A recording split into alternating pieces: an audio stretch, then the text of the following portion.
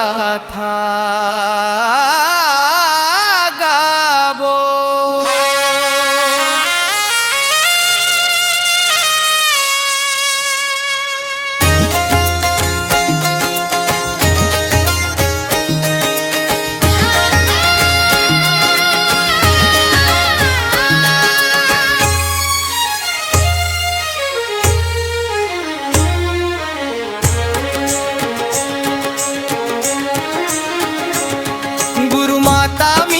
माता अमर रहे सतनाम के गाथा गावत हन हम।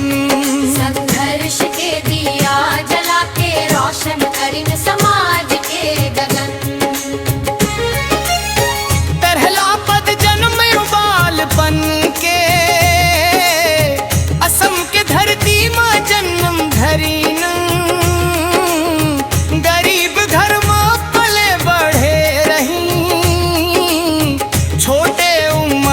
दुखला देखिन अन्याय संग जुझत रही। नींद भर के बाग बनी सतनामा के रसता पकड़ के समाज सेवा मन लगाई। अंत के आगे बनी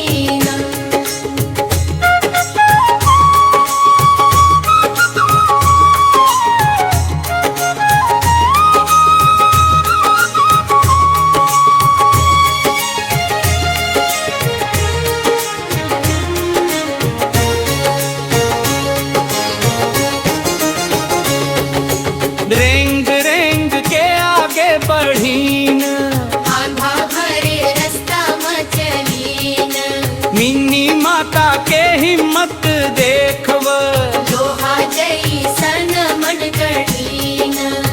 दूसरा पद समाज सेवा के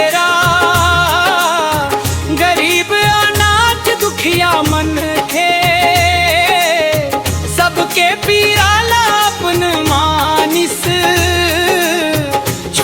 छूत के जंजीर तोड़े बराबरी के बात ठानी। गाँव गाँव जाके समझाई सतनाम के जोत जगाई। नारी शक्ति के अलख जगा के नव से जागा के दीप जलाई। बोली मम्मी खास रहे दिल माग बगावत के। अन्याय के सामने डट रही डरना रहे कभू मन। माता मीनी माता अमर रहे तीसरा पद राजनीति संघर्ष के। साल 1952 माँ इतिहास नवाचीस। रायपुर धरती ले उठ के लोकसभा मां पहुंचिस।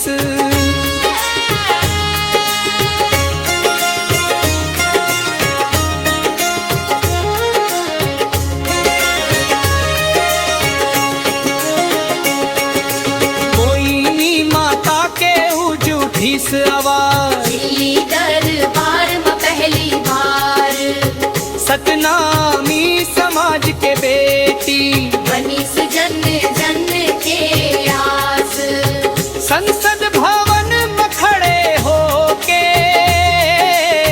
सतनामी अधिकार के बात कहीं। छुआ अपराध बने ऐसन कानून के राह गड़ी। दिल्ली तक गूंजे सतनाम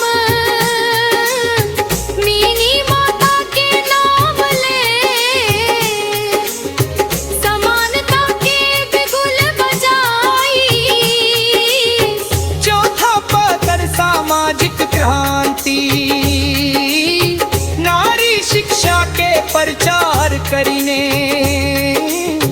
बेटी मनला पढ़ाए ल कहीं। अंधा विश्वास भेद भावला मिटाए पर सबला समझाइस।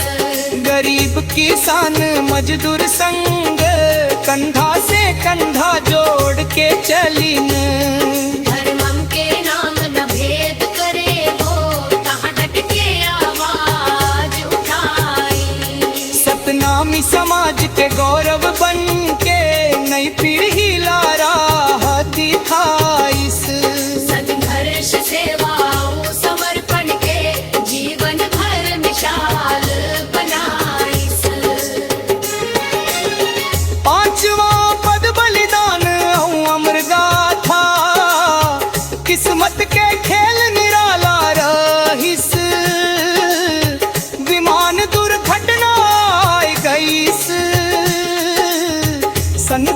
धर्म देह छूट गईस, पर नाम अमर हो गईस। दिल्ली से लेके गांव गांव तक रोवे ये जनता आँख भरे। मीनी माता के सपना जो हर सतनामी मन मजरे, संघर्ष के गाथा गूंजत रहे हर पंथी के ताल में। सतनाम के जोत जलत रहे उनके हर एक ख्याल में। उठवयुआ मन जग बही, मिन्नी माता के रास्ता चल। समानता शिक्षा सेवा के